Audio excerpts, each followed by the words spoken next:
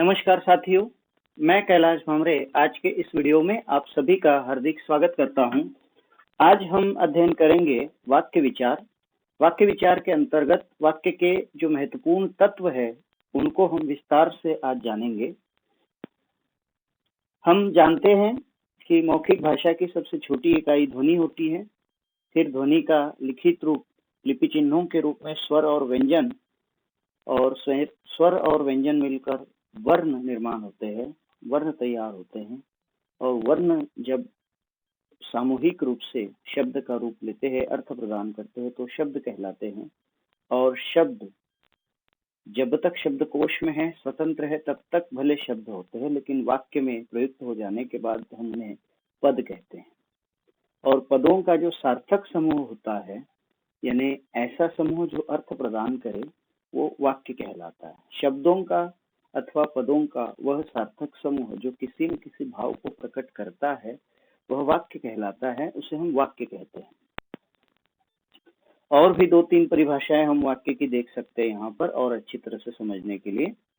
समाज में रहते हुए अपने विचारों का आदान प्रदान मनुष्य को करना पड़ता है, और इसलिए अपने विचारों को किसी और तक पहुंचाना और किसी के विचार सुनना, ग्रहण करना, इसके लिए मनुष्य भाषा का सहारा लेता है। और ये भाषा जो व्यक्त होती है वो वाक्यों के माध्यम से होती है। शब्दों की रचना वर्णों के सार्थक मेल से होती है, और इन्हीं सार्थक शब्दों के सार्थक एवं व्यवस्थित मेल से वाक्य बनते हैं। वाक्य भाषा की सबसे छोटी इकाई है, लिखित रूप में जो भाव प्रदान करती है, जो आशय प्रकट कर सकती है, अर्थ प्रकट कर सकती है।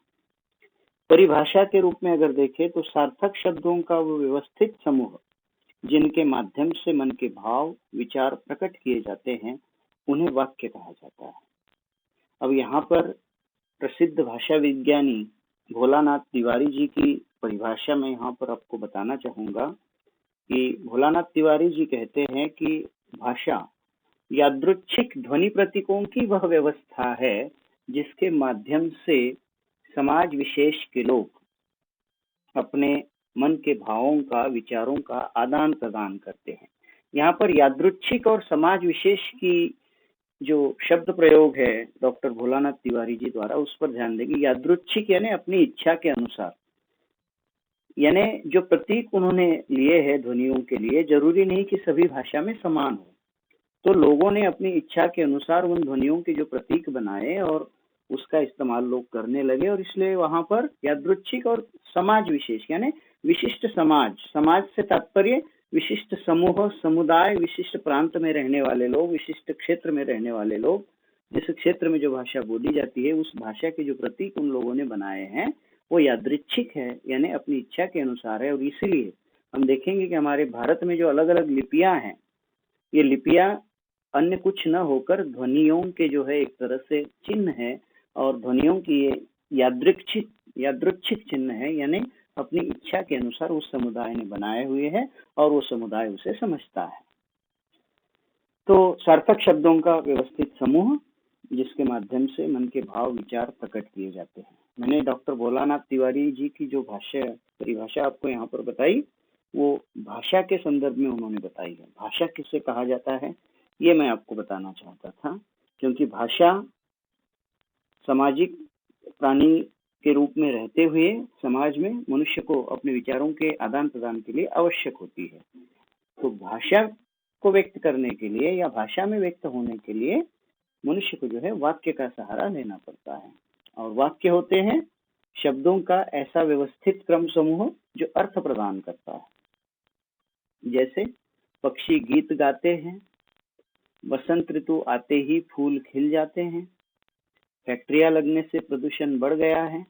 ये ऐसे वाक्य हैं जो सार्थक शब्दों का एक व्यवस्थित समूह है और जिनसे भाव और विचारों की पूरी अभिव्यक्ति जो है हो रही है। यहाँ पर ध्यान दें, शब्दों का सार्थक समूह यानी शब्दों का अर्थ प्रदान करने वाला समूह वाक्य होता है। कभी कभी संभ्रम में डालने के लिए सार्थक शब्दों का समूह ऐसे विकल्प भी दिए जाते हैं प्रतियोगी परीक्षाओं में, तो वो गलत है। ये ध्यान रखें कि शब्दों का सार्थक समूह अर्थात शब्दों का अर्थ प्रदान करने वाला उचित क्रम में रखा गया समूह, ये वाक्य है। वाक्य की रचना के अंतर्गत दो अंग उसके होते हैं, दो अंगों में उसे विभाजित किया जाता है। एक होता है उद्देश्य और दूसरा होता है। अब उद्देश्य यानी वाक्य में जो है की बात की जाती है, जिस विषय में कहा जाता है, जिसके विषय में बात होती है, उसे उद्देश्य कहते हैं। जैसे राम सो रहा है, राजू खाना खा रहा है, किसान फलों के पेड़ भी लगाते हैं, जवान देश की रक्षा करते हैं। इन वाक्यों में राम, राजू, किसान और जवान, इनके बारे में बात हो रही है। ये उस वाक्य के एक विषय है और इसलिए राम, राजू, जवान और किसान ये इस वाक्य के उद्देश्य है। और बचा हुआ हिस्सा जो था पिछले वाक्यों का, वो वैसे विधेय था। विधेय हम आगे समझेंगे।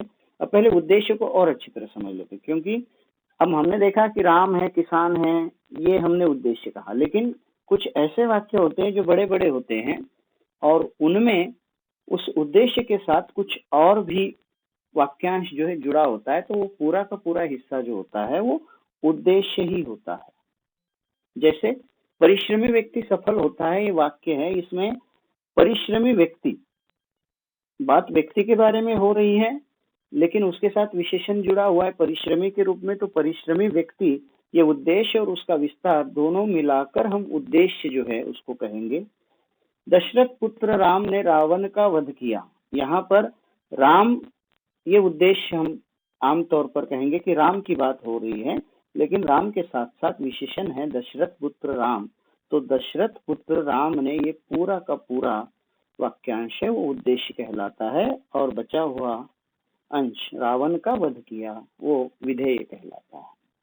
मोहन का बेटा स्कूल गया, तो मोहन का बेटा ये इस वाक्य में उद्देश्य है, उसके विस्तार को जोड़कर, और स्कूल गया विधेय है। तेजस्वी चाणक्य मंत्री बनने में सफल रहा, अर्थात तेजस्वी और चाणक्य ये दोनों शब्द मिलकर चाणक्य की बात भले हो रही है, लेकिन चाणक्य के लिए विशेषण तेजस्वी के रूप में यहाँ आया है और वो विस्तार के रूप में वहां है। तो उद्देश्य और उद्देश्य के विस्तार के लिए उसके साथ आए हुए शब्द, ये पूरा का पूरा रूप उसे उद्देश्य ही कहा जाता है। और फिर उसके बारे में आगे जो बात होती है वाक्य में, उसे विधेय कहा जाता है। उद्देश्य के बारे में बात करने वाला जो वाक्यांश होता है वो विधेय होता है। जैसे करण खेल रहा है, चित्रकार चित्र बनाता है, चित्रा गीत गा रही है, मंजरी बस से शहर गई। अब यहाँ खेल रहा है, चित्र बनाता है, गीत गा रही है, बस से शहर गई, ये वाक्यों के विधेय अंग है। विधेय का भी विस्तार होता है। जैसे सीता प्रश्नोत्तर लिखती है, मुख्य क्रिया हो रही है लिखने की, प्रश्नोत्तर लिखने की, ठीक है। तो प्रश्नोत्तर पर भले ही यहाँ पर बल है, लेकिन पूरा प्रश्नोत्तर के साथ साथ और उसका विस्तार जो है वो भी विधेय का ही रूप है। प्रश्नोत्तर लिखती है, ये पूर्ण विधेय है। क्रिकेट खेलता है, ये भी विधेय है, पूरी रूप से है, विधेय और विधेय विस्तार मिलाकर। गाड़ी धीरे धीरे चलती है, चाय पीकर, वह चाय पीकर चला गया, तो चाय पीकर चला गया, ये यहाँ पर जो है विधेय है। अब हम समझ लेते हैं वाक्य के तत्व, अर्थात वाक्य के ये आवश्यक अंग होते हैं जिसके अभाव में वाक्य जो है सही सही भाव अभिव्यक्ति नहीं कर पाता। जैसे सार्थकता, आकांक्षा, योग्यता, निकटता, पदक्रम और अन्वय, ये 6 तत्व व्याकरणिक तत्व है जो वाक्य के लिए बहुत ही आवश्यक होते हैं। सार्थकता, कोई भी वाक्य जो है भाव, विचार और भली भांति अभिव्यक्ति करने के लिए जो तत्व होते हैं, उनमें से सबसे पहला तत्व होता है सार्थकता। वाक्य की रचना सार्थक शब्द समूह द्वारा होती ही है, क्योंकि शब्द जो स्वतंत्र होते हैं वो अर्थ प्रदान करने वाले होते हैं, और उनका व्यवस्थित क्रम समूह जो होता है, जो अर्थ प्रदान करता है, वाक्य होता है। तो सबसे पहली शर्त वाक्य के लिए होती है कि वाक्य जो है उसमें सार्थकता होनी चाहिए, यानी शब्दों को इस क्रम में उस वाक्य से उचित अर्थ की अभिव्यक्ति दे पाए, इस क्रम में वहां रखे जाए। जैसे प्रातः होते ही पक्षी कलरव करने लगे। साल भर मेहनत करने के कारण ही वह कक्षा में प्रथम आया। इस प्रकार ठीक ठीक क्रम में लिखे हुए वाक्य जो अर्थ प्रदान करते हैं, तो सार्थकता उसमें होनी चाहिए, यानी वाक्यों के उस समूह से अर्थ मिलना चाहिए। कभी कभी कुछ निरर्थक शब्द होते हैं, सार्थक शब्दों का ही अधिकतर प्रयोग होता है, लेकिन कभी कभी निरर्थक शब्द भी वाक्य में प्रयुक्त होते हैं और उसके साथ जुड़े हुए अर्थ के रूप में वो वहां पर बोध कराते हैं। जैसे, सुमन, इस भिखारी को कुछ खाना वाना दे दो। ये गौरैया कब से भकझक किए जा रही है। दूसरा महत्वपूर्ण तत्व है आकांक्षा। किसी वाक्य के एक पद को सुनकर अन्य आवश्यक पद को सुनने की या जानने की जो उत्कंठा प्रकट होती है, उत्सुकता या कौतूहल निर्माण होता है, वो आकांक्षा कहलाता है, वो आकांक्षा होती है। और ये वाक्य का आवश्यक तत्व है। मैदान में खेल रहे हैं, इस वाक्य में इसको सुनते ही एक आकांक्षा हमारे मन में उत्पन्न होती है, प्रश्न उठता है कि मैदान में कौन खेल रहे हैं। हमें इसका उत्तर मिलता है, लड़के मैदान में खेल रहे हैं। तो यहाँ लड़के शब्द जो यहाँ पर लुप्त हो चुका था, नहीं था, लेकिन उस वाक्य की आवश्यकता, उस शब्द की आवश्यकता या आकांक्षा बनी हुई थी, उसके बिना अर्थ पूरी तरह से प्रकट नहीं हो पाता है, और इसलिए लड़के शब्द की आकांक्षा थी, उसके जुड़ने के बाद वो आकांक्षा खत्म हो गई। अर्थात वाक्य ऐसे हो कि जिनको पढ़ने के बाद भाव अभिव्यक्ति में किसी भी प्रकार की आकांक्षा बनी ना रहे, पूरी तरह से भाव प्रकट हो जाए। तीसरा होता है योग्यता। वाक्य में प्रयुक्त प्रत्येक शब्द अथवा पद भी उसे कहा जाता है, वाक्य में आने के बाद प्रसंग के अनुरूप अर्थ प्रदान करते हैं, और यही योग्यता होती है। जैसे, किसान कुदाल से खेत जोतता है। इस वाक्य में योग्यता का अभाव है। क्यों अभाव है? क्योंकि कुदाल से खेत की जुताई कभी होती ही नहीं। कुदाल के स्थान पर अगर हल शब्द का प्रयोग वहां किया जाए, तब वो आवश्यक योग्यता वहां पर आ जाती है, और तब सही वाक्य हो जाएगा। किसान हल से खेत जोतता है, ये अगर है तो ये योग्यता से युक्त वाक्य है, और ऐसे ही वाक्य भाषा में। अगला तत्व है मित्रों, निकटता। वाक्य के किसी भी शब्द को बोलते या लिखते समय उन शब्दों में परस्पर निकटता होनी चाहिए। अगर नहीं है तो उस शब्द से जो अभिष्ट अर्थ है या उन वाक्यों से जो अर्थ मिलना चाहिए वो नहीं मिल पाता है, और वो निरर्थक हो जाता है। जैसे, गाय, फिर कुछ रुक गए, घास, फिर रुक गए, चर रही है। यहाँ गाय शब्द बोलकर जब रुक जाएंगे तो मन में जिज्ञासा उठती है कि गाय दूध देती है या दुधारू पशु है या कुछ और। केवल गाय कहने से आगे क्या होगा इसकी एक जिज्ञासा बनी रहेगी, और जब तक वो आगे बोला नहीं जाएगा तब तक उन शब्दों में निकटता न होने के कारण अर्थ प्रदान नहीं होता है, अर्थ प्रकट नहीं होता है।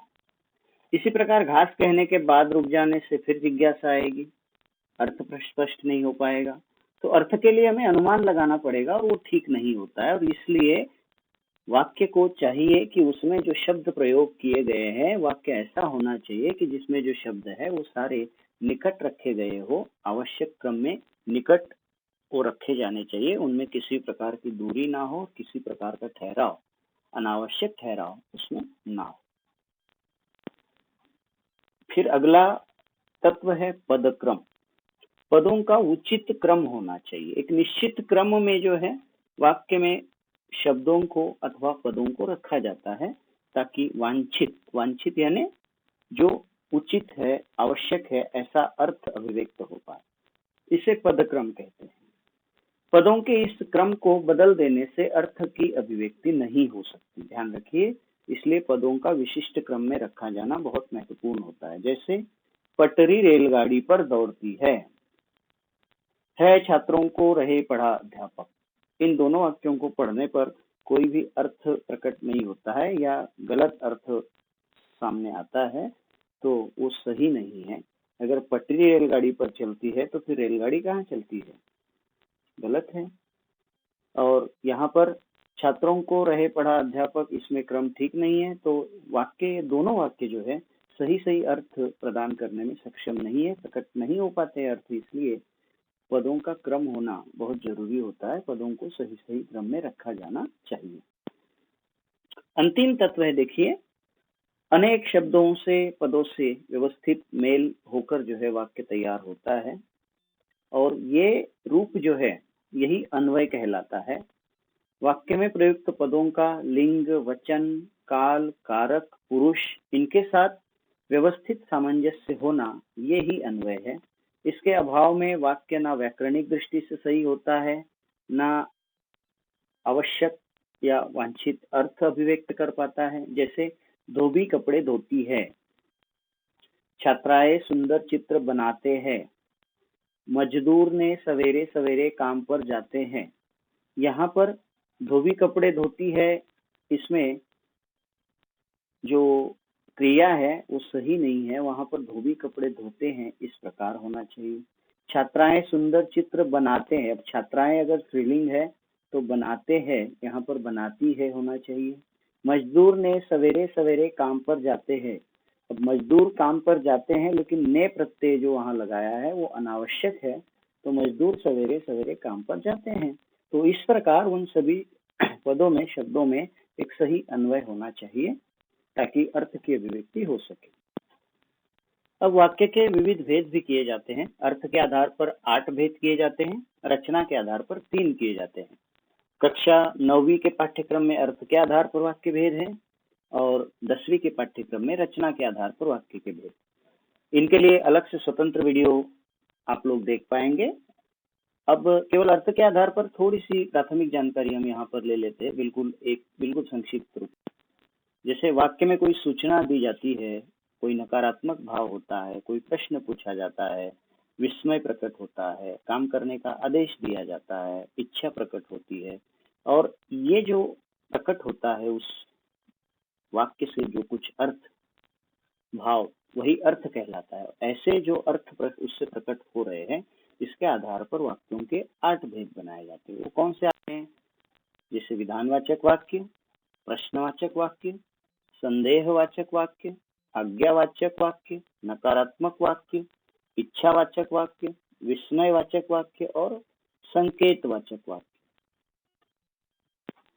ठीक है, इनका विस्तार से अध्ययन हम अगले वीडियो में करेंगे। तब तक के लिए धन्यवाद। पढ़ते रहिए, घर में रहिए, सुरक्षित रहिए।